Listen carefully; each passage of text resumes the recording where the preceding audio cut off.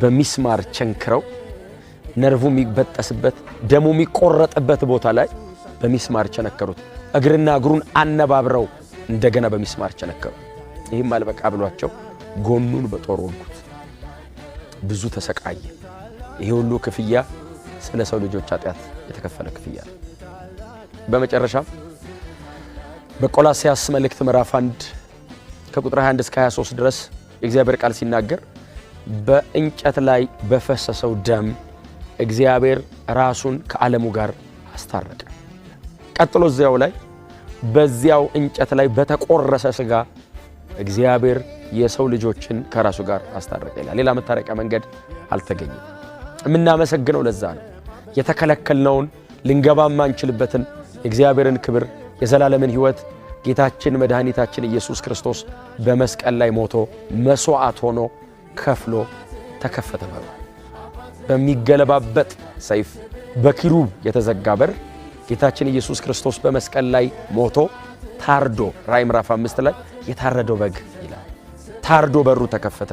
የክርስቶስ ኢየሱስ ደም በሰው ልጆች ላይ እንዲፈስ የእግዚአብሔርን ቅድስና የሚመጥን ያ ቅድስና ኃጢአተኞቹ ሰዎች ላይ እንዲገኝ ጌታ ኢየሱስ ክርስቶስ ኃጢአታችንን በደሙ አስወግዶ በአባቱ ፊት መቆም የምንችልበትን ቅድስና ሰጠን።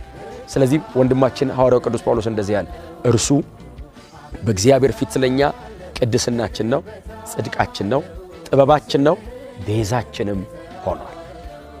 እኔ ልሰቅለው እየፈለግኩ እርሱ ግን ደግሞ ይመረኛል። እየገደልኩት ሞቴን ይዞት ሞተ፣ ኃጢአቴን አስወገደልኝ፣ ይቅርታና ምህረትን ተቀበልኩ። ይለኔ ምን ያስተምረኛል? በጌታ በኢየሱስ ክርስቶስ ማመን የዘላለም ሕይወት እንደሚያስገኝ ያስተምረኛል። ከዚህ አስቀጥሎ ምን ያስተምረኛል?